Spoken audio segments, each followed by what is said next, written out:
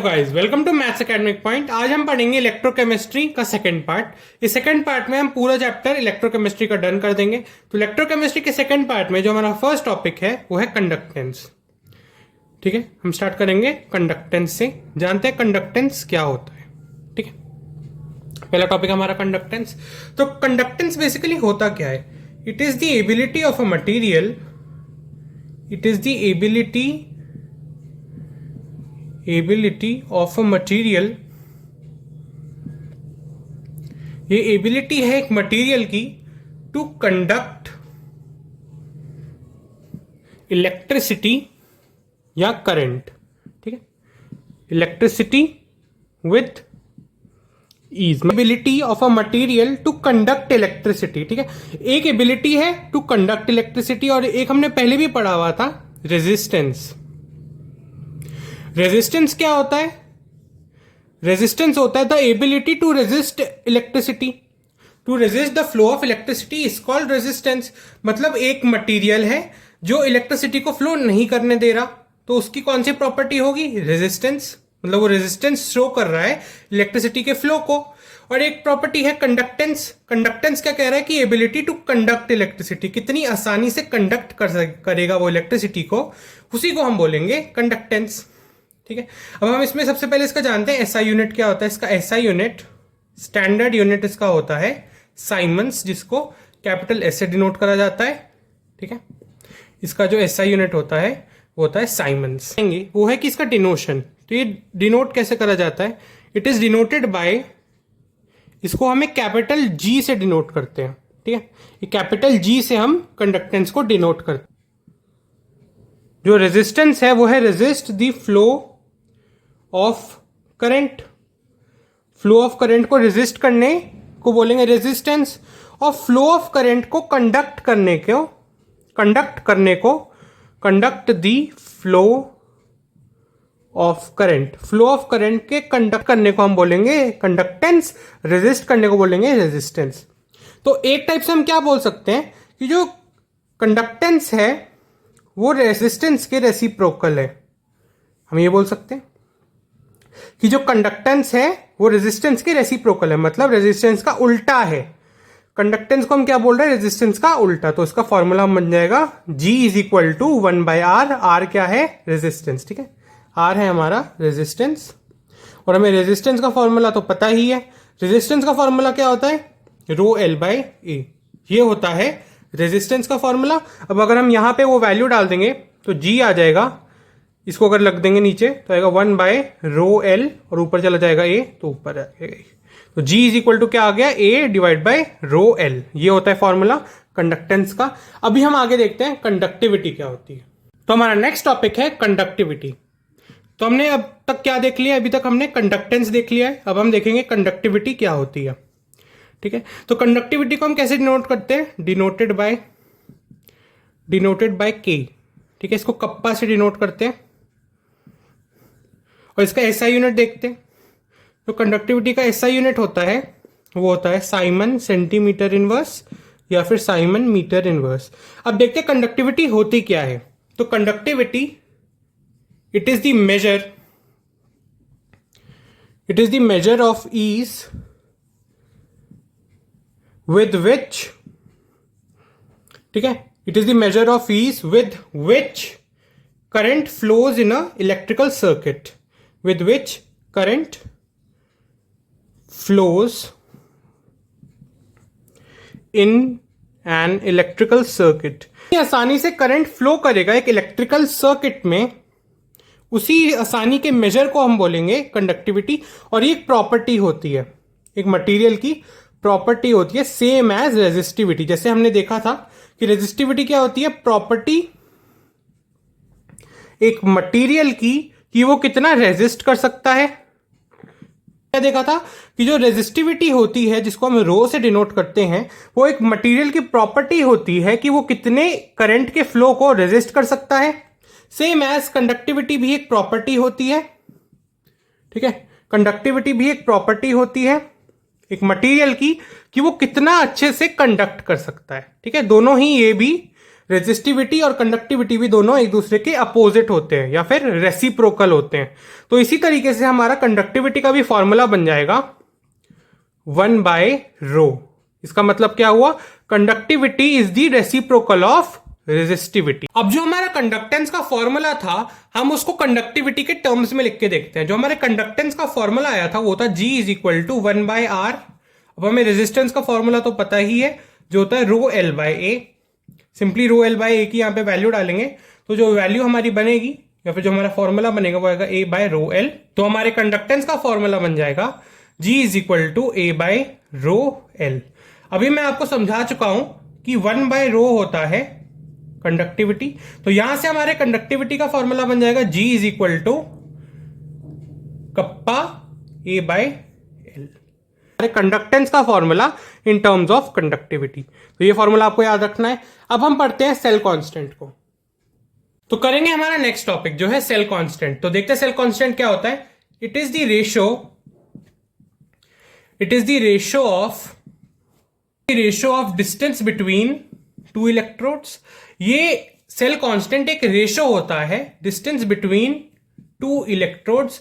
दो इलेक्ट्रोड के बीच में जो डिस्टेंस होगा वो, जिसको हम L से डिनोट करेंगे, and cross section area of two electrodes. दोनों जो इलेक्ट्रोड्स हैं उनका क्रॉस सेक्शनल एरिया जो होगा, जिसको A से डिनोट करा जाता है, इन दोनों के बीच के रेशियो को हम बोलते हैं सेल कांस्टेंट। और इसको हम डिनोट करते हैं डिनोटेड बाय कैपिटल G और उसके ऊपर एक छोटा स्टार लगा देते हैं। ठीक है, कैपिटल G उसके ऊपर एक छोटा स्टार लगा देते हैं। और इसका SI यूनिट क्या होता है, सबसे पहले इसका फॉर्मूला देखते हैं, फिर इसका SI यूनिट बहुत आसानी से हम लिख देंगे जो कि होता है मीटर इनवर्स या फिर सेंटीमीटर इनवर्स। ठीक है, इसका फॉर्मूला देखते हैं। तो इसका फॉर्मूला कहता है कि जो ये सेल कांस्टेंट है G स्टार, इसकी वैल्यू है ratio of distance between two electrodes L divide by A। क्या है ये, A cross sectional area of electrode. तो देखिए L/A है, तो L लेंथ किस में होती है, मीटर्स में, एरिया होता है मीटर स्क्वायर में। तो इससे हम SI यूनिट निकाल सकते हैं जो आएगा मीटर इनवर्स। ठीक है, इसका SI यूनिट इसलिए मीटर इनवर्स आता है। तो जो G स्टार की जो फॉर्मूला होता है वो होता है लेंथ डिवाइड बाय एरिया। ये होता है इसका फॉर्मूला। अब हम देखेंगे relationship between conductivity, resistance and cell constant. तो ये हमारा नेक्स्ट टॉपिक है। तो देखिए इसको आसानी से कर सकते हैं हम। सबसे पहले हम लिखेंगे रेजिस्टेंस का फॉर्मूला। रेजिस्टेंस का फॉर्मूला क्या होता है, ρl/a। ठीक है, अब अगर मैं इस रो को LHS में ले जाऊं तो हो जाएगा r/ρ = LA। ये रिलेशन बहुत इंपॉर्टेंट है क्योंकि जब भी हम न्यूमेरिकल्स को अभी प्रैक्टिस करेंगे, जब भी आप न्यूमेरिकल को करेंगे तो इस फॉर्मूला का आपको बहुत यूज मिलेगा। और हमें पता है कि 1/ρ का क्या वैल्यू होता है, कंडक्टिविटी होता है रेसिप्रोकल ऑफ रेजिस्टिविटी। तो इसको हम ऐसे लिखेंगे। और L/A क्या था, distance between two electrodes divide by area of cross section क्या था, सेल कांस्टेंट। मैंने आपको अभी बता दिया, इसको सेल कांस्टेंट कहते हैं। सिंपली यहां पे वैल्यू रख देंगे तो आएगा resistance multiply by conductivity gives cell constant. तो अब हमारा नेक्स्ट टॉपिक है कि हमें जानना है मेटालिक और आयोनिक दो टाइप के कंडक्टर्स होते हैं, उनके बीच में डिफरेंस जानेंगे। तो हमारा जो इसमें फर्स्ट पॉइंट है वो है कंडक्टिविटी। जो मेटालिक कंडक्टर्स में जो कंडक्टिविटी होती है, it depends upon valence electrons. Electrons होते हैं, जो वैलेंस इलेक्ट्रॉन्स होते हैं, इनकी कंडक्टिविटी उन पे डिपेंड करती है। और जो दूसरा पॉइंट है वो है जो कंडक्टिविटी होती है, जो कंडक्टिविटी ऑफ मेटालिक कंडक्टर्स होती है वो डिपेंड करती है उनके शेप और स्ट्रक्चर पर भी डिपेंड करती है। डिपेंड्स अपॉन देयर शेप, उनके शेप और स्ट्रक्चर पर भी डिपेंड करेगी। जैसे शेप वैरी करेगा वैसे वैसे उनकी कंडक्टिविटी भी वैरी करेगी। और इनकी कंडक्टिविटी का एक और होता है कि जो इनकी कंडक्टिविटी होती है वो टेम्परेचर के बढ़ने के साथ इनकी कंडक्टिविटी घटती है। ठीक है, टेम्परेचर जैसे जैसे बढ़ेगा इनकी कंडक्टिविटी घटेगी। और जब हमारा आयोनिक कंडक्टर्स की बात करते हैं तो आयोनिक कंडक्टर्स में क्या होता है, देयर कंडक्टिविटी, जो इनकी कंडक्टिविटी होती है वो आयंस पर डिपेंड करती है। ठीक है, इनकी कंडक्टिविटी आयंस पर डिपेंड करती है, मेटालिक कंडक्टर्स की कंडक्टिविटी वैलेंस इलेक्ट्रॉन्स पर डिपेंड करती है। Conductivity it depends upon ions. Ion, जैसे जैसे नंबर ऑफ आयंस बढ़ेंगे वैसे वैसे इसकी कंडक्टिविटी भी बढ़ जाएगी। जो दूसरा पॉइंट है, their conductivity depends upon the size of ion. जैसे जैसे आप साइज, एक आयन का जो साइज होगा जैसे जैसे वो बढ़ेगा वैसे वैसे जो इलेक्ट्रिसिटी का कंडक्शन है आयोनिक कंडक्टर्स में आसान हो जाता है। साइज ऑफ आयंस, जैसे जैसे साइज ऑफ आयंस बढ़ेगा वैसे वैसे जो एक्सटेंड ऑफ कंडक्टिविटी है वो भी बढ़ जाएगा। तीसरा, ये कंडक्टिविटी के लिए ही है, तो तीसरा जो पॉइंट है वो है कि जैसे जैसे टेम्परेचर बढ़ेगा वैसे वैसे इनकी कंडक्टिविटी भी बढ़ेगी। कंडक्टिविटी जो इस चैप्टर का one of the most important topic है। तो मोलर कंडक्टिविटी को हम डिनोट करते हैं, डिनोटेड बाय लैम्डा लगाते हैं और नीचे छोटा सा m लिखते हैं। मोलर कंडक्टिविटी को हम ऐसे डिनोट करते हैं। और जो इसका एसआई यूनिट होता है, इसका एसआई यूनिट अभी जब हम इसका फॉर्मूला देखेंगे तब हम इसको डिस्कस कर लेंगे। सबसे पहले देखते हैं कि मोलर कंडक्टिविटी की डेफिनेशन क्या है और इसको समझते हैं कि होता क्या है molar conductivity. It is the conductivity of electricity, it is the conductivity of electricity of 1 mole of electrolyte, जो इलेक्ट्रिसिटी को कंडक्ट करवा दे उस सोल्यूशन को हम बोलते हैं इलेक्ट्रोलाइट। ठीक है, मोल of electrolyte in a solution, it is the conductivity of elasticity of 1 mole of electrolyte in a solution. मतलब मान लीजिए ये हमारे पास एक बीकर है, इसमें एक लेवल तक वाटर भरा हुआ है और हमने इसमें क्या किया, 1 मोल ऑफ NaCl डाल दिया, नमक हमने इसमें डाल दिया। मोल ऑफ एक इलेक्ट्रोलाइट इस बीकर में डाला तो फिर तब जो उसकी कंडक्टिविटी होगी, ठीक है, सोल्यूशन ये जो बना 1 मोल ऑफ इलेक्ट्रोलाइट के साथ, तब जब उसकी जो कंडक्टिविटी होगी उस कंडक्टिविटी को हम कहते हैं मोलर कंडक्टिविटी। ठीक है, आपको समझ आ गया होगा कि मोलर कंडक्टिविटी होती क्या है। It is the conductivity of elasticity of 1 mole of electrolyte in a solution. 1 mole electrolyte की जो कंडक्टिविटी होती है एक सोल्यूशन में उसको मोलर कंडक्टिविटी कहा जाता है।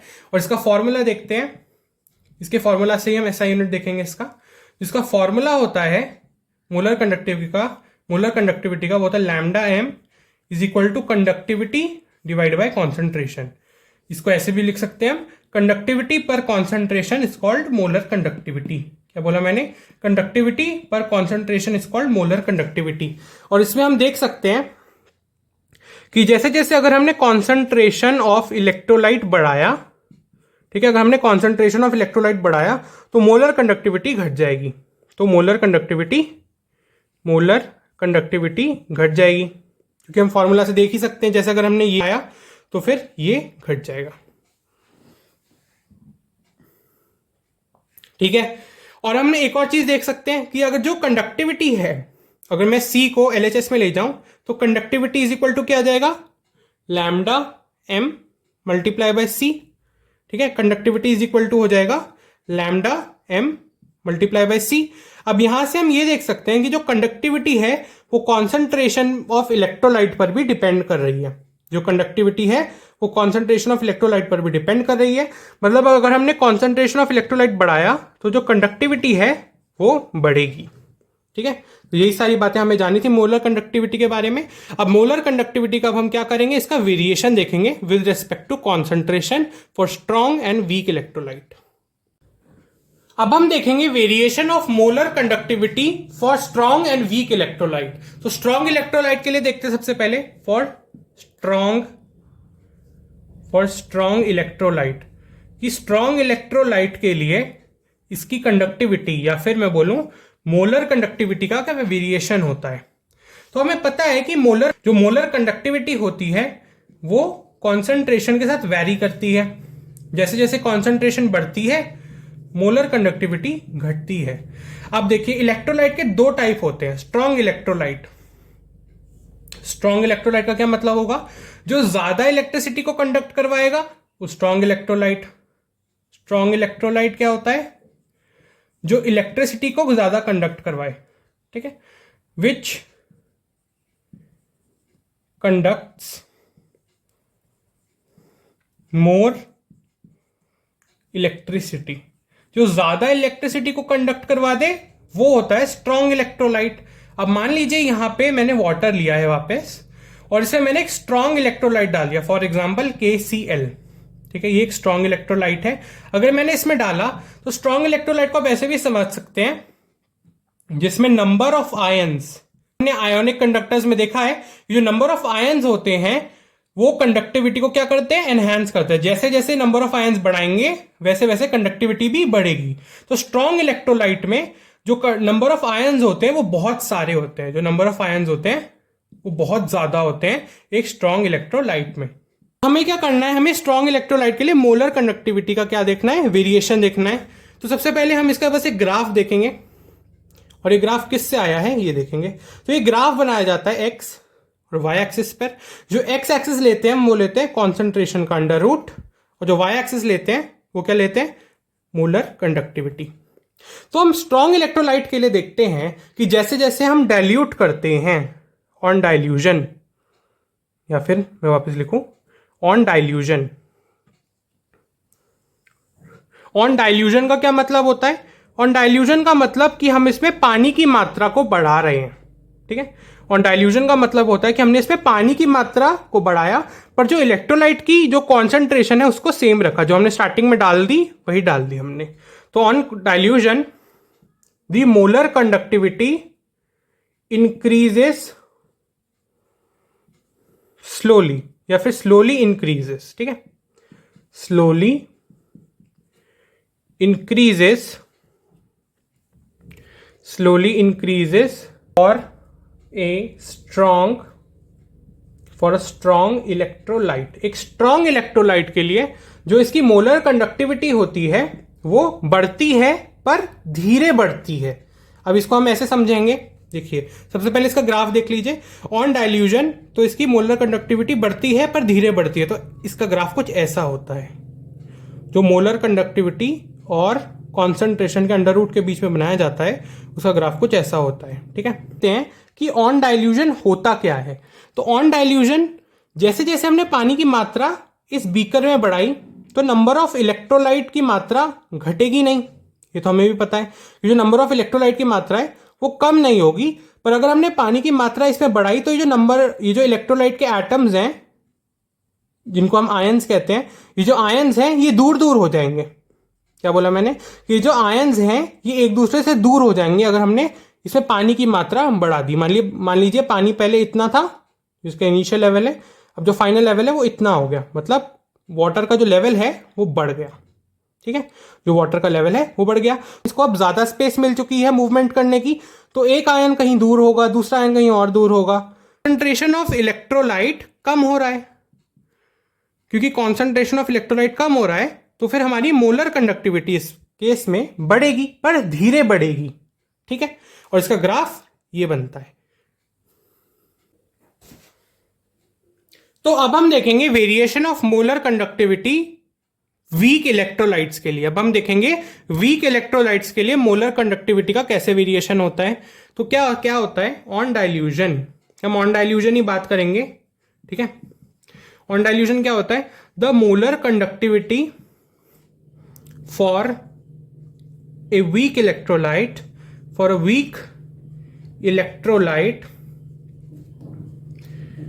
इंक्रीजेस, दोनों ही केसेस में इंक्रीज होगी। डिफरेंस क्या आएगा कि जो स्ट्रॉन्ग इलेक्ट्रोलाइट है उसके लिए स्लोली इंक्रीज होगी, इंक्रीज तो होगी पर धीरे धीरे इंक्रीज होगी, और जो वीक इलेक्ट्रोलाइट है उसके लिए स्टीपली इंक्रीज होगी, मतलब बहुत ज्यादा जल्दी इंक्रीज होगी। On dilution the molar conductivity for a weak electrolyte increases steeply. अब हम एक ग्राफ बनाएंगे, ठीक है। तो यहां हम क्या लेते हैं, मोलर कंडक्टिविटी, यहां लेते हैं कॉन्सेंट्रेशन का अंडर रूट। क्या बोल रहा है ये ग्राफ बोलेगा कि जैसे जैसे हमने कॉन्सेंट्रेशन ऑफ इलेक्ट्रोलाइट को कम किया, हमने क्या किया, कॉन्सेंट्रेशन ऑफ इलेक्ट्रोलाइट को कम किया, तो जो मोलर कंडक्टिविटी है वो बढ़ेगी, पर स्टीपली बढ़ेगी, मतलब बहुत ज्यादा जल्दी बढ़ेगी।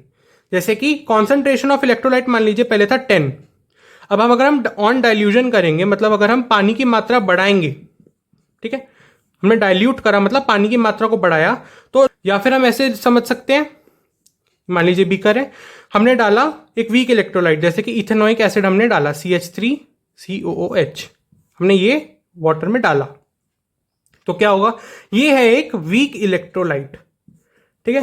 ये वीक इलेक्ट्रोलाइट क्यों है, क्योंकि मान लीजिए क्वांटिटी में भी डाला तब भी ये कम इलेक्ट्रिसिटी को ही कंडक्ट करवाता है। क्या बोला मैंने कि अगर हमने CH3COOH को ज्यादा क्वांटिटी में भी डाला तब भी वो कम इलेक्ट्रिसिटी को ही कंडक्ट करवा पाता है। तो इससे हम क्या देखेंगे कि जब हम डाइल्यूट करेंगे सोल्यूशन को, हम इसमें पानी की मात्रा को और बढ़ाएंगे तो मोलर कंडक्टिविटी और बढ़ेगी, क्योंकि कॉन्सेंट्रेशन ऑफ इलेक्ट्रोलाइट तो स्टार्टिंग में ही कम था ना, क्योंकि कॉन्सेंट्रेशन तो इसका पहले से ही कम होता है, ठीक है। तो फिर अगर इसका कॉन्सेंट्रेशन कम है तो मोलर कंडक्टिविटी तो पहले से ही ज्यादा होगी। अगर हमने इसको डाइल्यूट किया, जो सोल्यूशन स्टार्टिंग में जो इतना था उसको हमने डाइल्यूट करके इतना कर दिया, वाटर का लेवल और बढ़ा दिया, तो मोलर कंडक्टिविटी में क्या आएगा फर्क, वो स्टीपली बढ़ेगी। मतलब मान लीजिए कॉन्सेंट्रेशन पहले यहां है, मान लीजिए 10 है, ठीक है, मान लीजिए कॉन्सेंट्रेशन स्टार्टिंग में 10 है, अब हमने क्या किया, हम इसको डाइल्यूट कर रहे हैं, मतलब इसकी कॉन्सेंट्रेशन को कम कर रहे हैं, ठीक है, कम कर रहे हैं, तो कम करेंगे, ठीक है, तो इसकी कॉन्सेंट्रेशन को हम क्या करें, कम करें। मान लीजिए यहाँ पे 10 है तो इसकी कॉन्सेंट्रेशन को हम कम कर रहे हैं, कैसे, डाइल्यूट करके, पानी को मिलाकर का सोल्यूशन है, इसकी कॉन्सेंट्रेशन को हम कम कर रहे हैं, तो इसकी कॉन्सेंट्रेशन कम होगी, पर जो मोलर कंडक्टिविटी है वो स्टीपली बढ़ेगी। देखिए जो मोलर कंडक्टिविटी है वो स्टीपली बढ़ेगी, ऐसे कुछ बढ़ेगी हमारी मोलर कंडक्टिविटी, ठीक है, ये ऐसे स्टीपली बढ़ेगी। जैसे जैसे ये देखिए कॉन्सेंट्रेशन कम हो रही है, मान लीजिए यहाँ पर 8 है, यहाँ पर 5 है, यहाँ पर तो है ही 0, यहाँ पे 2 है, यहाँ पे 1 है, ठीक है। तो मान लीजिए देखिए जैसे कि कॉन्सेंट्रेशन कम होती जा रही है, अब देख सकते हैं कि यहाँ पे 10 है, यहाँ पर 8 है, यहाँ पर 5 है, यहाँ पर 2 है, तो कॉन्सेंट्रेशन क्या हो रही है, कम हो रही है। अब जैसे ही कॉन्सेंट्रेशन, देखिए कॉन्सेंट्रेशन क्या हो रही है, कम हो रही है। अब देखिए कम जैसे ही हो रही है कॉन्सेंट्रेशन, मोलर कंडक्टिविटी क्या हो रही है, बढ़ती जा रही है, ठीक है, मोलर कंडक्टिविटी बढ़ती जा रही है, कुछ टाइम तक रहेगी सेम, फिर बढ़ेगी और स्टीपली बढ़ेगी, ठीक है, देखिए स्टीपली बढ़ गई है वो। तो यही हमें बात जानी थी वीक इलेक्ट्रोलाइट के लिए। इसका ग्राफ बहुत इंपॉर्टेंट है, आपको याद रखना है इसका ग्राफ की स्टीपली बढ़ता है और आपको ऐसे ही ड्रॉ करके आना है। तो हमारा नेक्स्ट टॉपिक है लिमिटिंग मोलर कंडक्टिविटी। तो अब हम जानेंगे लिमिटिंग मोलर कंडक्टिविटी क्या होता है। It is the molar conductivity, हमने देख लिया मोलर कंडक्टिविटी क्या होता है। Molar conductivity is the conductivity of 1 mole of electrolyte in a solution. तो it is the molar conductivity of an electrolyte, एक इलेक्ट्रोलाइट की ही मोलर कंडक्टिविटी है। It is the molar conductivity of an electrolyte when its concentration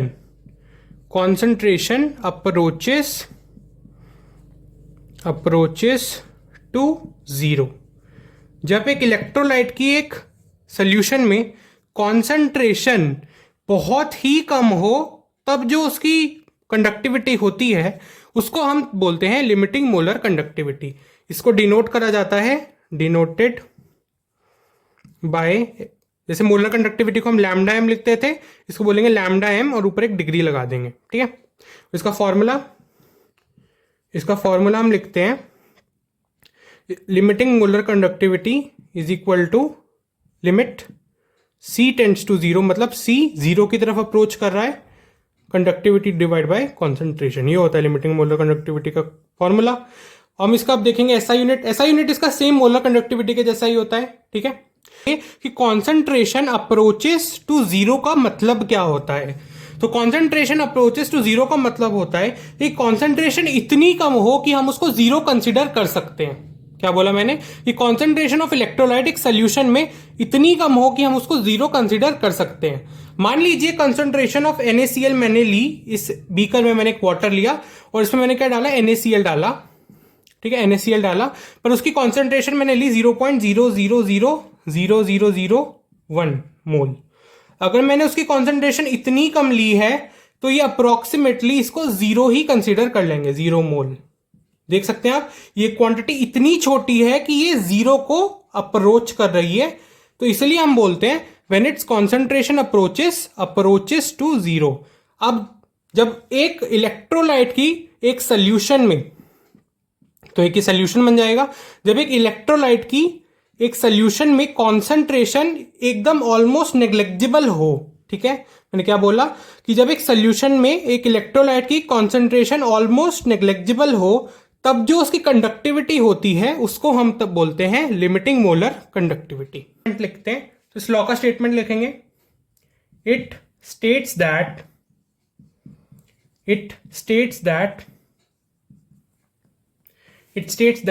molar conductivity, the limiting molar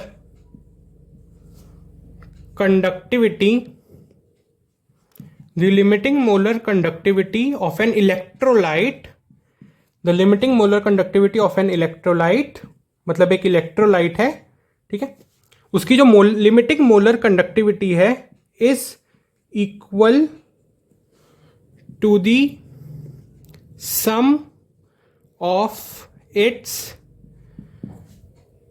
limiting molar conductivity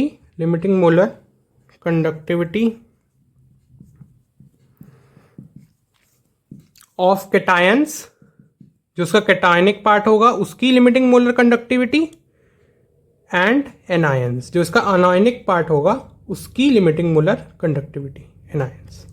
तो ये statement क्या कह रहा है, it states that the limiting molar conductivity of an electrolyte, एक electrolyte की जो limiting molar conductivity है it is equal to the sum of its limiting molar conductivity of cations और एनायंस। तो देखते कैसे होगा, जैसे कि एक एग्जांपल से समझ लेंगे हम, ठीक है, एक एग्जांपल से समझते हैं। मान लीजिए हमें लिमिटिंग मोलर कंडक्टिविटी निकालनी है NaCl की। हमें क्या करना है, हमें लिमिटिंग मोलर कंडक्टिविटी निकालनी है NaCl की, जो हमें नहीं पता, पर हमें limiting molar conductivity of Na+ पता है और हमें लिमिटिंग मोलर कंडक्टिविटी Cl- पता है। तो आपको ये तो पता ही होगा कैटायंस और एनायंस क्या होते हैं। कैटायंस होते हैं positive part of an electrolyte, अगर हम इसको तोड़ेंगे तो यहां पे आएगा प्लस, यहां पे आएगा माइनस, ठीक है। कैटायंस क्या होते हैं, positive part of an electrolyte, और negative part of an electrolyte होते हैं एनायंस। कैटायंस होते हैं positive part of an electrolyte और नेगेटिव पार्ट ऑफ इलेक्ट्रोलाइट होते हैं एनायंस, ठीक है। अब मान लीजिए हमें लिमिटिंग मोलर कंडक्टिविटी दी हुई है Na+ की, मान लीजिए है 10, ठीक है, मान लीजिए 10 है limiting molar conductivity of Na+, और मान लीजिए लिमिटिंग मोलर कंडक्टिविटी Cl- है 11, और हमें निकालना है limiting molar conductivity of NaCl। NaCl की जो फिर हम लिमिटिंग मोलर कंडक्टिविटी निकालेंगे वो क्या होगा, इसके कैटायंस की limiting molar conductivity plus anions की लिमिटिंग मोलर कंडक्टिविटी, मतलब limiting molar conductivity of anions cations plus limiting molar conductivity of anions. अब हम इसको ऐड करेंगे तो हमारी लिमिटिंग मोलर कंडक्टिविटी आ जाएगी हमारे पूरे इलेक्ट्रोलाइट। तो अभी हम देखेंगे कुछ एप्लीकेशन कोलरॉश लॉ के, ठीक है, एप्लीकेशन ऑफ कोलरॉश लॉ हम देखेंगे। तो इसका जो फर्स्ट एप्लीकेशन है, it helps to find the limiting molar conductivity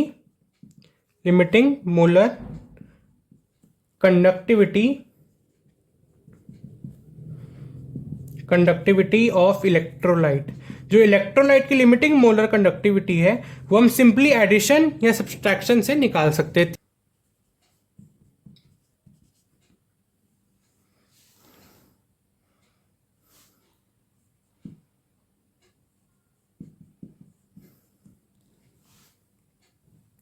और ये केस किस चीज में हेल्प करता है हमारी, it helps to calculate the dissociation constant.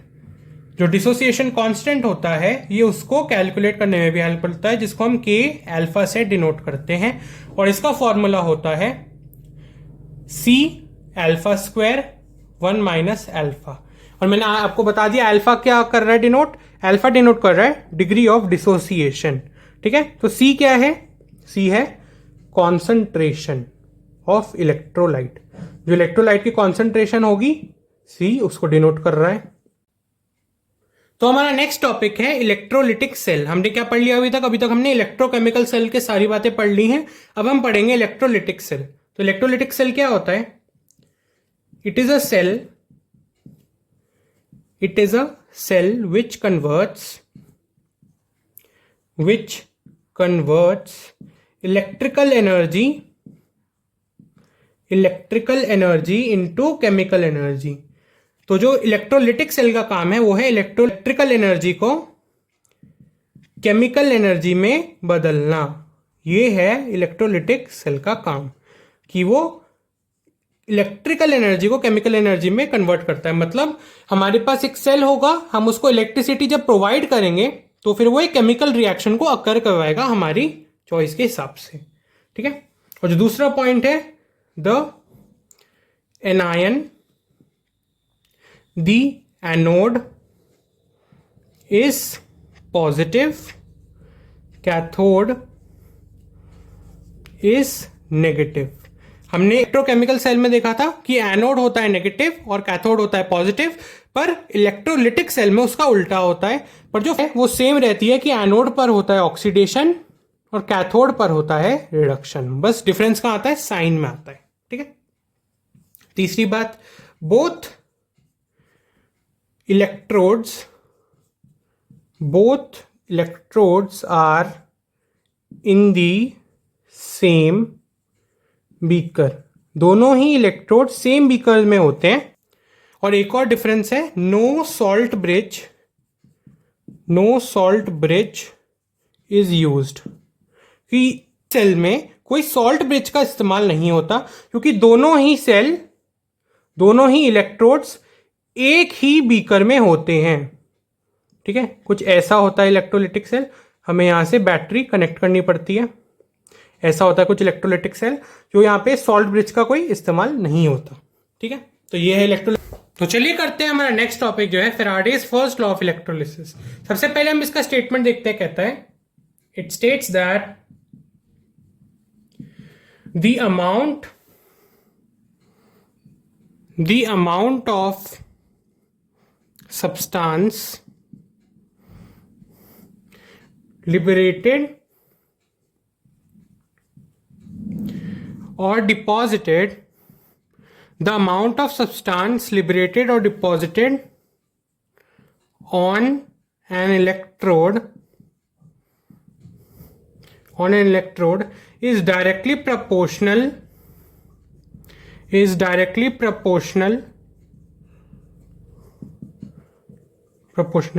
to the amount of electricity that is passed through the electrolyte। मतलब क्या कह रहा है कि मान लीजिए हमारे पास क्या है, हमारे पास एक इलेक्ट्रोलिटिक सेल है, उसमें हमारे पास एक इलेक्ट्रोलाइट है। अब हम जितनी ज्यादा या फिर जितनी देर तक हम इलेक्ट्रिसिटी को पास करवाएंगे उस इलेक्ट्रोलाइट से, उतना ही ज्यादा मेटल लिबरेट होगा या फिर आकर उन इलेक्ट्रोड्स पर आकर लग जाएगा। देखते हैं। ठीक है, तो मान लीजिए ये है हमारा इलेक्ट्रोलिटिक सेल। यहां तक हमने इलेक्ट्रोलाइट को लिया है, ये हमने इलेक्ट्रोड्स लगाए हुए हैं। ठीक है, ये हमने इलेक्ट्रोड्स लगाए हुए हैं। तो क्या होगा कि हम जितनी ज्यादा इसको इलेक्ट्रिसिटी प्रोवाइड करेंगे, मान लीजिए बैटरी भी लगाई हुई हमने, हम इसको जितनी ज्यादा इलेक्ट्रिसिटी देंगे उतना ही ज्यादा मेटल इस पे आके डिपॉजिट हो जाएगा या फिर इससे लिबरेट हो जाएगा। तो अब इसका हम एक फॉर्मूला डिराइव करेंगे, M is directly proportional to Q। M is directly proportional to Q और हमें पता है Q इज इक्वल टू होता है IT। हमें पता है Q इज इक्वल टू होता है IT।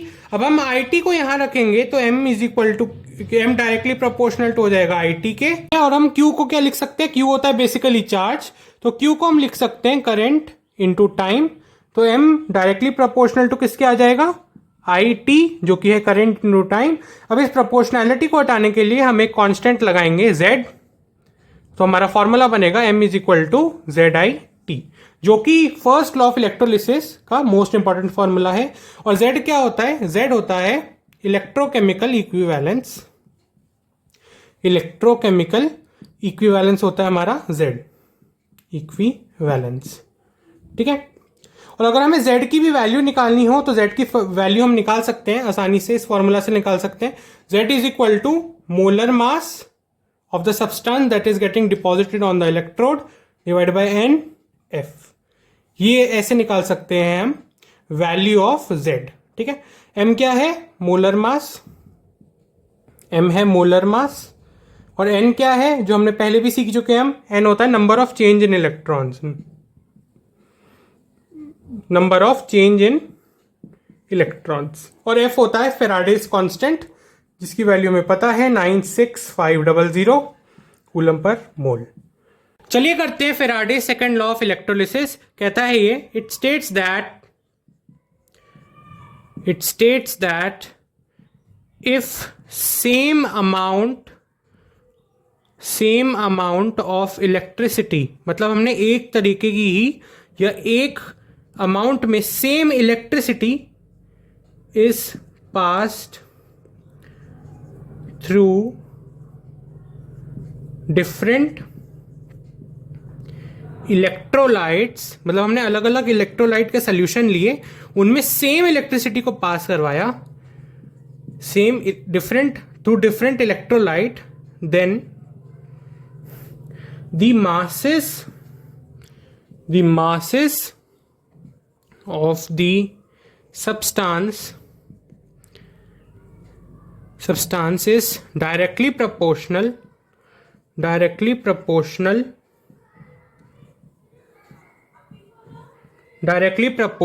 to their equivalent weight। ये है हमारा स्टेटमेंट, ठीक है, ये हमारा स्टेटमेंट इक्विवेलेंट वेट।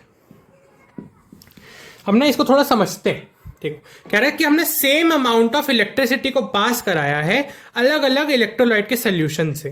तो देखिए, सबसे पहले दो हमें क्या बनाने हैं, दो अलग अलग हमें इलेक्ट्रोलिटिक सेल्स बनाने। मान लीजिए ये है सेल ए और ये है हमारा सेल बी, ठीक है।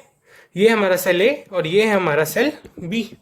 तो क्या लिया है, सेल ए में मान लीजिए हमने लिया है ZnSO4 के सोल्यूशन को, ठीक है, हमने ZnSO4 के सोल्यूशन को लिया है। और मान लीजिए हमने सेल बी में क्या लिया है, CuSO4 के सोल्यूशन को। दोनों में ही अलग अलग इलेक्ट्रोलाइट्स हैं, तो यहां पर क्या है, ठीक है। तो ये होता है कनेक्शन बनाया हमने, फिर ये कनेक्शन है, ये हमने सेट ऑफ बैटरीज से कनेक्ट कर दिया। सेम बैटरी है कि हमें सेम करंट या सेम इलेक्ट्रिसिटी दोनों ही सेल्स में मिले, ठीक है। तो यहां पर होगा क्या, जो पहला वाला इलेक्ट्रोलिटिक सेल है सेल ए, उसके लिए उस पे हम लगा सकते हैं फेराडे फर्स्ट लॉ।